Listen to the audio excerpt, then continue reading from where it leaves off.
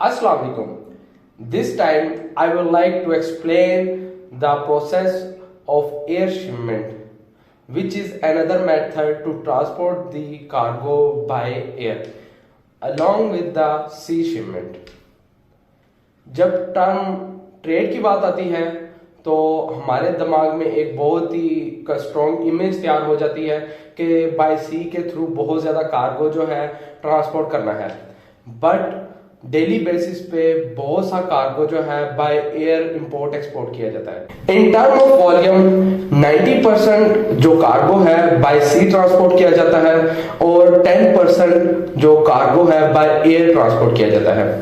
Net cost point of view से बात करें तो 70% जो कार्गो है बाय सी ट्रांसपोर्ट किया जाता है और 30% जो है बाय एयर ट्रांसपोर्ट और इंपोर्ट एक्सपोर्ट किया जाता है। एयर शिपमेंट इंटरनेशनली मूवमेंट और एक्टिविटीज में बहुत ज़्यादा अहम किरदार अदा करती है। एयर शिपमेंट अप्रोक्सीमेटली जो सी शिपमेंट है उससे थोड़ा सा कॉस्टली होता है, लेकिन इसके बरअक्स ये एयर शिपमेंट जो है सामान को जल्द से जल्द डेस्टिनेशन पर पहुंचाती है और कुछ ऐसी प्रोडक्ट्स, कुछ ऐसा कार्गो होता है जो कि बाय सी से पहुंचाना मुनासिब नहीं होता, तो उसको बाय एयर पहुंचाया जाता है। जैसा कि उसमें शामिल है फ्रेश फूड्स होते हैं, मेडिकल इक्विपमेंट्स होते हैं, मेडिकल प्रोडक्ट्स होती हैं और सेंसिटिव इक्विपमेंट्स होते हैं। अगर ये सामान जो है हम बाय सी, लेट्स सपोज हम मिसाल में देंगे मीट की कि हलाल मीट्स जो है वो हम बाय सी अगर ट्रांसपोर्ट करेंगे तो ट्रांसपोर्ट करने में ही अच्छा खासा हमें बहुत ज़्यादा उसकी मैनेजमेंट करनी पड़ती है, उसको कोल्ड स्टोरेज में रखना पड़ता है और वो बाय एयर के मुकाबले में ज़्यादा कॉस्टली प्रोसेस हो जाता है। लेकिन जब हम बाय एयर उस चूज करके सून एज सून पॉसिबल जो है सब मीट को है हम मुल्क के किसी भी कोने में चंद दिनों के अंदर पहुंचा कर मार्केट में उसकी दस्तयाबी कर देते हैं, तो ये सब जो है एफिशिएंटली वे से बाय एयर जो कार्गो ट्रांसपोर्टेशन है उसकी वजह से ही मुमकिन है।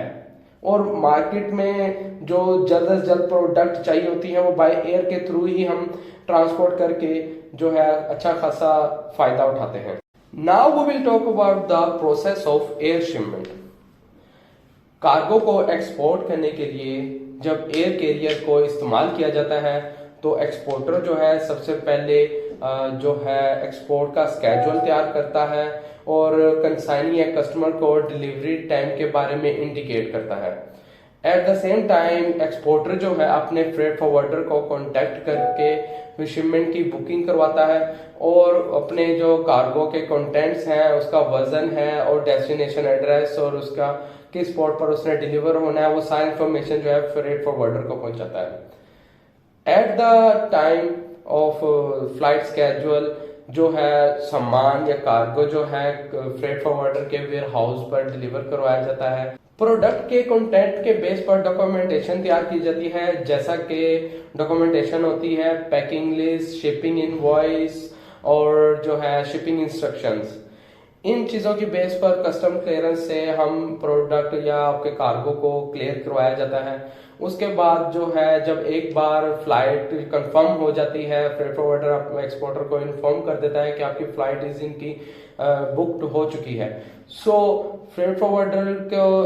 जो एक्सपोर्टर होता है फ्रेट फॉरवर्डर को सामान जो है उसके वेयर हाउस पर पहुंचाता है। शिपमेंट जब फ्रेट फॉरवर्डर के वेयर हाउस में पहुंच जाती है तो फ्रेट फॉरवर्डर जो है सब कार्गो की जांच पड़ताल करता है, जैसा कि कार्गो में जो प्रोडक्ट्स है उसकी जांच पड़ताल करता है, जैसे कि उसमें कोई ऐसा कॉन्ट्राबैंड आइटम या कोई ऐसा सामान तो नहीं है जिसकी वजह से उसको कोई नुकसान उठाना पड़े, और उसकी जो है पैकिंग लिस्ट और ईच एंड एवरीथिंग को जो लेबलिंग होती है उसको चेक किया जाता है कि जो एयरवे बिल के मुताबिक उसकी लेबलिंग की गई है वो बिल्कुल करेक्ट है, जो एयरवे बिल नंबर है बिल्कुल ठीक है, जो उसके ऊपर कंटेंट लिखे हुए हैं वो बिल्कुल ठीक है। उसके बाद जो उसकी पैकिंग की बात की जाती है, अगर पैकिंग की उसको ज़रूरत है तो उसको प्रॉपर पैक किया जाता है ताकि उसको एक्सपोर्ट की पैकिंग के बारे में मोस्टली जो लोगों को नहीं पता था कि किस चीज़ को कैसे पैक करना और कैसे उसको वहाँ से ट्रांसपोर्ट करना है, तो इसलिए ये सारी चीज़ों को मद्देनजर रखते हुए जो है उसको इंस्पेक्ट किया जाता है और उसके बाद कस्टम्स वेयर हाउस में पहुंच जाता है तो एयरलाइन जो है कार्गो के वेइंग करती है स्केल पे कि क्या वेट है इसका और इसकी क्या डायमेंशंस है। उसके बाद जो है कस्टम क्लियरेंस का प्रोसेस स्टार्ट किया जाता है, जिसमें आता है पहले ANF उसको चेक करती है प्रोडक्ट में क्योंकि ऐसी कॉन्ट्राबैंड आइटम्स तो नहीं है या कोई ऐसा मंशियात तो नहीं है। वो उसकी इंस्पेक्शन के बाद जो है कस्टम क्लियरेंस का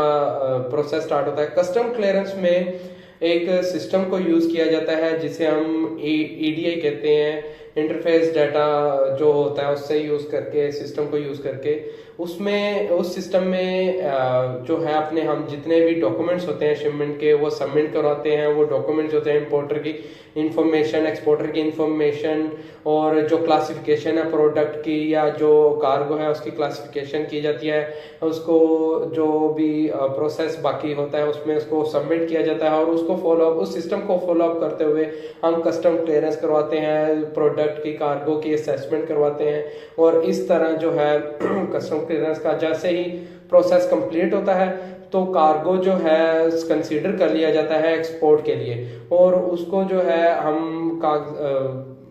कार्गो को कस्टम्स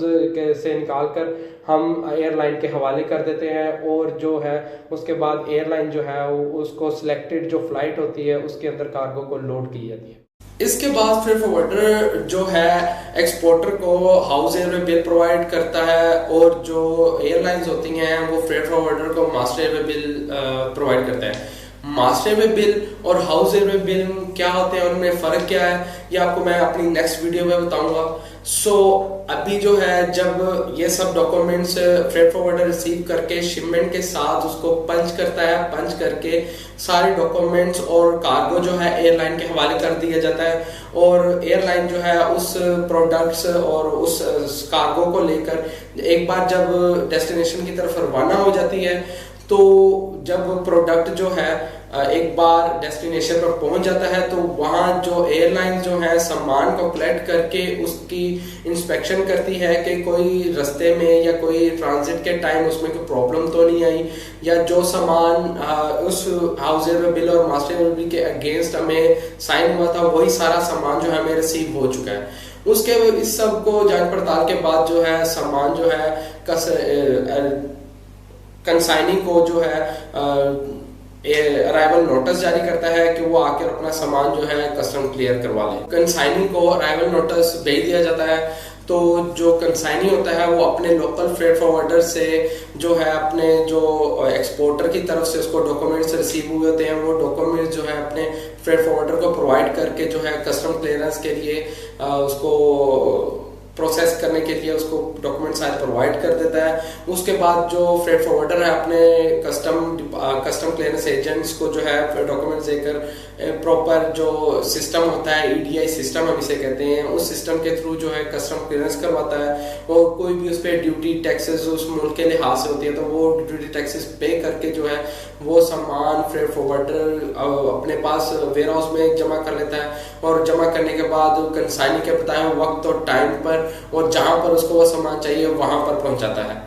जी ये तो था कि किस तरह जो है एयर फ्लो ऑफ शिपमेंट्स कैसे वर्क करती है। अगर आपको मेरी ये वीडियो पसंद आई तो प्लीज मेरी वीडियो को लाइक कीजिएगा, मेरे चैनल को सपोर्ट कीजिएगा, मुझे आपकी सपोर्ट की बहुत ज्यादा जरूरत है। और अगर आपको किसी भी फ्रेट फॉरवर्डिंग के मामले में, आपको लॉजिस्टिक्स के मामले में, आपको सप्लाई चेन के मामले में, इंपोर्ट एक्सपोर्ट, किसी भी प्रोडक्ट की इंपोर्ट एक्सपोर्ट के बारे में कोई भी इंक्वायरी जानी हो तो आप मुझसे रब्ता कर सकते हैं। मैं अपना जो नंबर है, अपना ईमेल एड्रेस जो है वो मैं डिस्क्रिप्शन में भी लिख दूंगा और वीडियो में भी आपको शो कर दूंगा। सो प्लीज आपके इस टाइम के लिए थैंक यू सो मच। मेरे चैनल को सब्सक्राइब कीजिएगा। Thank you so much.